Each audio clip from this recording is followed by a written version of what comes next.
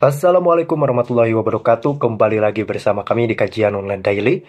Semua sudah tahu bahwa kita melihat bagaimana seriusnya Pak Presiden Prabowo Subianto dalam memberantas kasus korupsi. Namun masih ada satu forum yang memang seolah menginginkan sekali bahwa masyarakat memandang jelek terhadap pemerintahan Presiden Prabowo Subianto dan Wakil Presiden Gibran Raka Buming Raka. Saya tidak tahu motivasi apa di belakangnya. Namun ketika mereka melihat kebijakan yang baru dari Pak Presiden Prabowo Subianto, langsung digiring opininya supaya sejelek mungkin. Apapun yang dilakukan oleh Presiden seolah tiada benarnya di mata orang-orang yang mengaku cinta NKRI ini. Tapi ketika ada kasus korupsi, ada kasus suap, mereka ramai-ramai membela dan menyalahkan KPK yang telah menjalankan isu politik.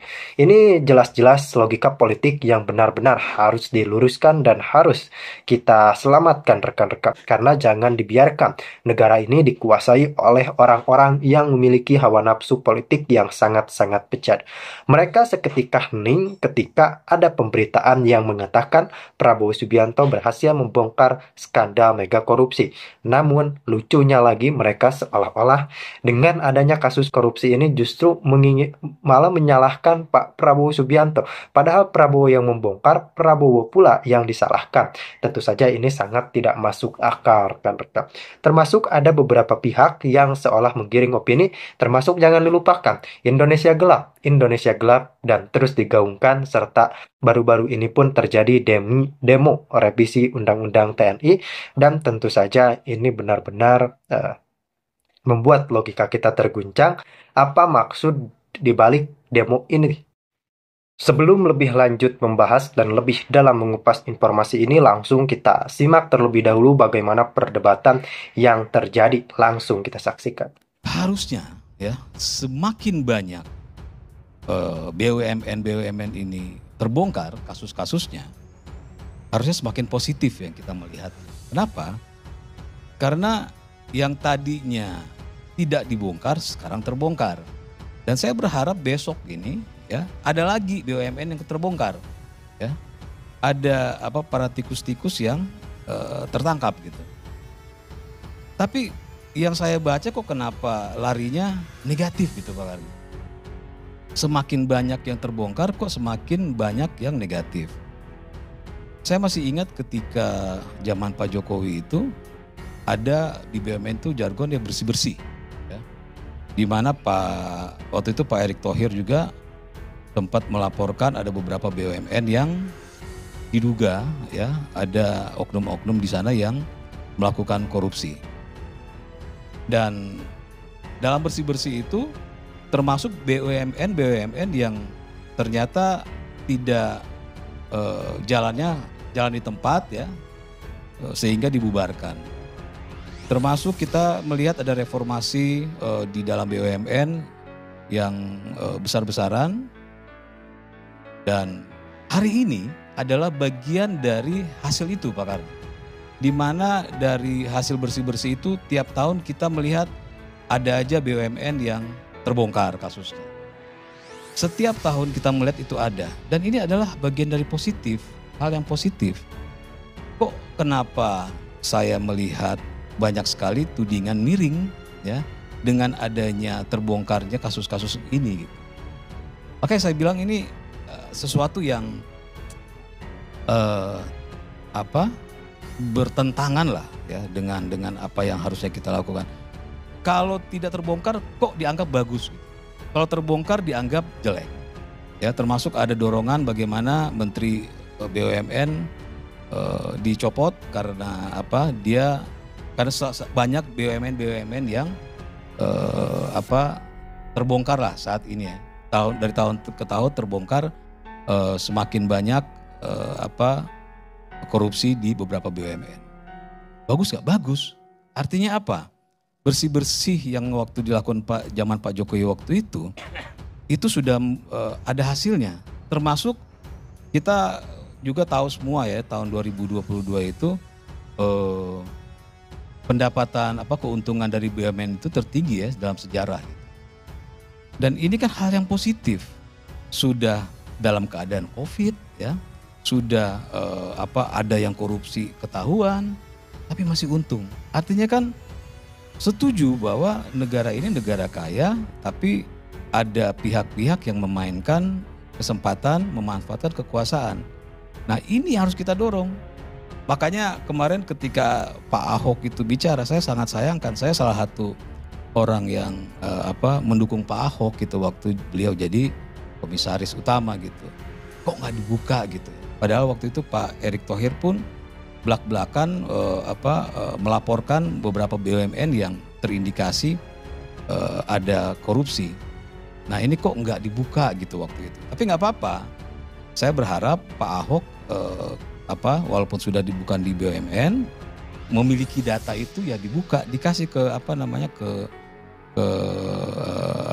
aparat hukum agar supaya negara ini menemukan lagi tikus-tikus yang memanfaatkan kekuasaan untuk keuntungan pribadi gitu. Nah, Pak Karni, saya tuh memantau beberapa hari ini ketika Pertamina itu jadi trending topik lah ya, kalau bahasa anak muda sekarang gitu. Itu saya inget Pak Karni, kayak saya bersih-bersih di rumah kan biasa yang bersih-bersih di rumah itu ART kan. Ini suatu waktu saya pengen bersih-bersih Pak di rumah. Bersih-bersih saya itu sampai ke kolong-kolong gitu. Jadi ternyata di belakang lemari anak saya ketemu buku. Ada buku. Di bawah kursi ruang tamu itu saya ketemu remote TV yang hilang ya. Karena saya pengen bersih-bersih gitu. Baru saya ketemu juga ada uang ya di pinggir kasur gitu. Ketika saya bersih-bersih ada 5.000 yang saya temukan gitu, 5.000 rupiah cuma memang. Tapi kan dari hal ini kan saya mengatakan, oh kalau ART saya mungkin dia hanya bersih-bersih di lantai dan segala macam. Nah, diibaratkan sebuah perusahaan BUMN, saya ini adalah menteri BUMN yang mau bersih-bersih ya misalnya. Jadi bersih-bersih sampai ke kolong-kolong, sampai kemana-mana. Anehnya ketika dia bersih-bersih, ditemukan banyak kejanggalan, ditemukan banyak tikusnya, kok kenapa dianggap jelek? Kok kenapa dianggap negatif? Kok negara ini dianggap, pemerintah ini dianggap negatif terhadap terjadinya hal seperti itu? Kalau kita mau bicara membersihkan korupsi 100%, Pak Karni, sebelum negara ini ada mungkin masih di zaman belum ada mobil ya, belum ada Amerika, mungkin korupsi sudah ada. Korupsi itu sampai sekarang itu jangan kita ngelihat hanya pejabatnya aja. Ya tukang parkir aja ya. Saya punya teman ada 3 orang tukang parkir Pak. Masing-masing punya jam ya, di mana mereka sepakat gitu. Kalau nanti dapat dikumpulin, nanti hasilnya dibagi rata. Yang terjadi apa? Masing-masing jadi maling. Ya. Temennya ngeliat cokin gitu kan. Dan akhirnya dikumpulin tuh duit baru bagi rata. Padahal mereka sudah maling duluan. Jadi urusan korupsi ini sebenarnya kita nggak ngelihat dari dari topnya sampai ke bawah pun ada. Karena ini memang kejahatan, salah satu kejahatan tertua di dunia gitu kan. Maka yang harus kita lihat sekarang ketika Pak Prabowo memimpin dengan jargon-jargonnya, ya kita harus dukung dan kita melihat ada keberlangsungan. Makanya kenapa khususnya BUMN tetap masih Pak Erick Thohir waktu itu. Saya saya nggak ada hubungan dengan Pak Erick Thohir ya, jadi nggak ada urusan dengan Pak Erick Thohir, nggak kenal juga beliau. Tapi saya melihat ada keberlanjutan di mana Pak Prabowo melihat pola yang dibangun oleh Kementerian Pak Erick Thohir ini itu bagus diteruskan bersih-bersihnya. Karena kalau diganti orang lain pun mungkin belum tentu ya akan keberlanjutan ini. Nah makanya ke depan ini dengan Prabowo Gibran yang baru 100 hari lebih ya sudah terlihat baik dari macam-macam lah, dari koruptor yang banyak tertangkap, lalu efisiensi, lalu ya seperti Pak Karni bilang tadi ada makan bersih gratis dan lain-lain. Itu harus kita dukung gitu karena dengan dengan ada efisiensi, maling-maling dihantam, itu kan akhirnya dana-dananya itu bisa dialihkan untuk kepentingan yang lain.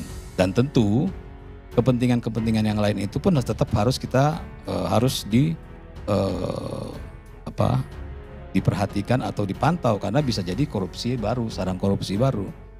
Di mana saat ini kalau saya melihat ini sudah bagus, hukum kita sudah dibuat sedetail mungkin.